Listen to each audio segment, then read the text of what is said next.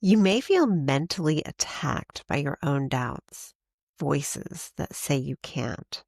But exposing those beliefs, naming them, and persisting anyway, that's where your power is born. In The Game of Life and How to Play It, Florence Scovel Shinn said, getting into the spiritual swing of things is no easy matter for the average person. The adverse thoughts of doubt and fear surge from the subconscious. They are the army of the aliens, which must be put to flight. This explains why it is so often darkest before the dawn. A big demonstration is usually preceded by tormenting thoughts. Having made a statement of high spiritual truth, one challenges the old beliefs in the subconscious, and error is exposed to be put out. When you are working towards something, especially something that is changing your beliefs a bit, you will be challenged with your old beliefs. They will come up because they're habitual. They're beliefs. You're breaking them. In order to break them, you have to prove to yourself that they're wrong. But it's like you have to believe that they're wrong first before the proof comes. Tough, right? For you to change your beliefs, you have to lean on faith that these beliefs are incorrect and I'm moving forward based on this thing that I want to believe, even when I have been believing something else. It kind of feels like a big topic, doesn't it? So Florence Scovel Shinn talked about the army of the aliens. Not actual aliens, you guys. It's just your beliefs. It's just those negative beliefs that you have. What is your army of the aliens? What are the negative beliefs that you've been carrying around that you don't want to anymore? You don't want these things to be true. You don't want to believe them. But maybe it's become habit to believe them. Maybe you have been believing them your entire life. Maybe you were born into a family that believed this way and that taught you to believe this way. And you rejecting this belief and choosing something else means going against everything that you have always known and learned your entire life. That's huge. That's a really big thing. She says that a big demonstration is usually preceded by tormenting thoughts. I have goals in my life, things that I want to do that I haven't done yet. In order to keep moving toward those, I often like to look at stories of people who have gone through adversity, stories of people who seem like they have overcome, stories of people where it looked like it wasn't going to happen and they persisted and then it happened. Those stories we usually know from the other side. We know the story of their great success. But it wasn't always a great success. Nobody was born a great success.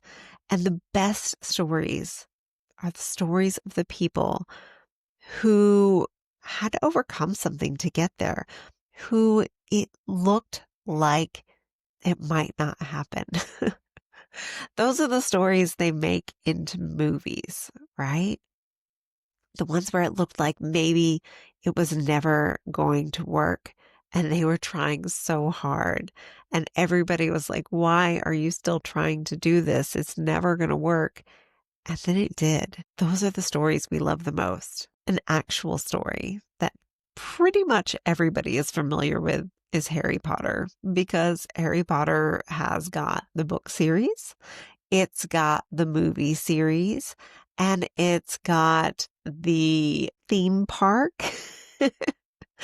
It's got Lego sets. Harry Potter is all over the place. You probably haven't missed it. I don't know how you could. But the story of J.K. Rowling and how she got there is actually a really good one because she was not a great success when she started. And in fact, she felt like she was never going to be a great success.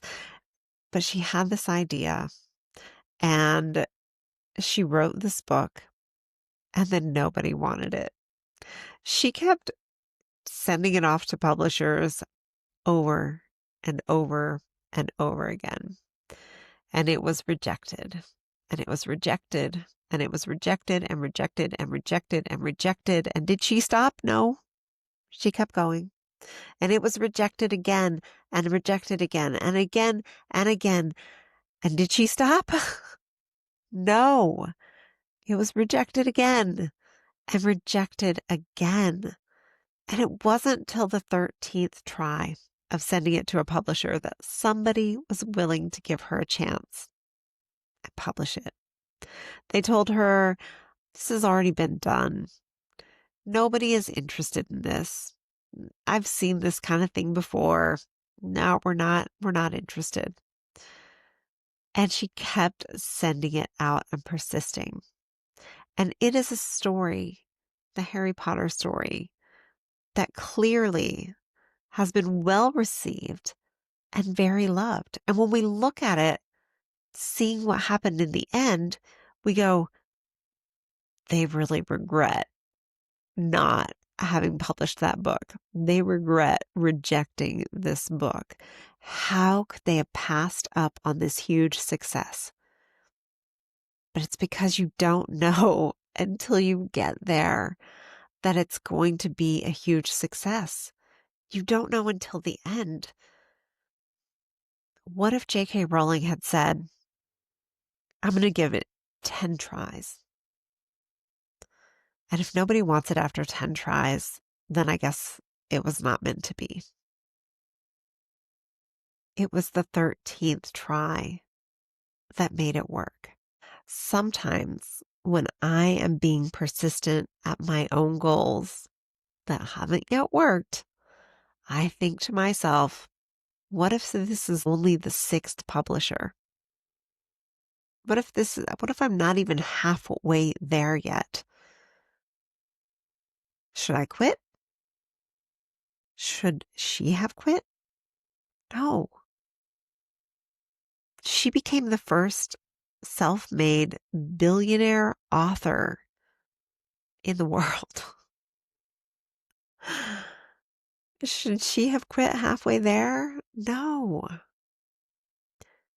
The thing is, when you're going through it, you don't know how long you have to persist. You just have to keep going. And that's where your thoughts and beliefs can really come into play. That's where they can really affect the outcome. What if J.K. Rowling believed that nobody will ever give me a chance? She might have quit. What if she'd quit at number 12? What if she had said, oh my gosh, I've given it a dozen tries. It's over.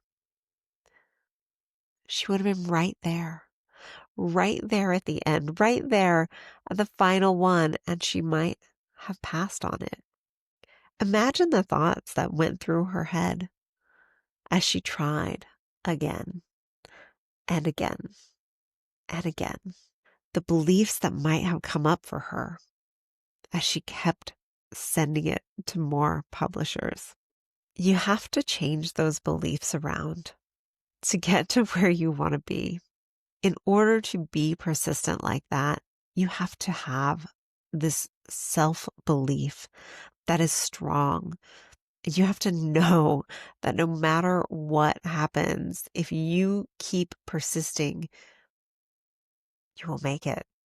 When these thoughts come up, this army of the aliens, these old beliefs come out, they're testing you. In order to pass that test, you have to see them and reject them and keep moving forward anyway. Error is exposed to be put out. These beliefs are in error. You have to keep moving through them so that they will be put out. Sometimes I think these things come up specifically to test us and see, do you really want it? Do you really believe in yourself? Show me. Show me what you really believe. Know what you want. And know that if you keep going toward it, you will get there. Don't stop beforehand. The biggest successes that we see in the world had to keep going. Belief is about not knowing and moving forward anyway. Put out the army of the aliens. Let go of doubt. When the error comes to be exposed, recognize it as error. Build that belief, faith, and trust that it's all going to work out and keep moving forward. Today, I want you to pick one old belief, something you've been carrying around for a long time, maybe your whole life, and commit to a small act of perseverance toward busting it. How can you show yourself that this belief is false? This is your army of the aliens. Choose one and keep working toward it. My name is Leslie Christine. I'm an emotional healing and metapsychology coach, and this was day 17 of my 30 days of YouTube, where I am pulling down the mountain that I had made out of YouTube one stone at a time. Have a wonderful day. I will see you tomorrow.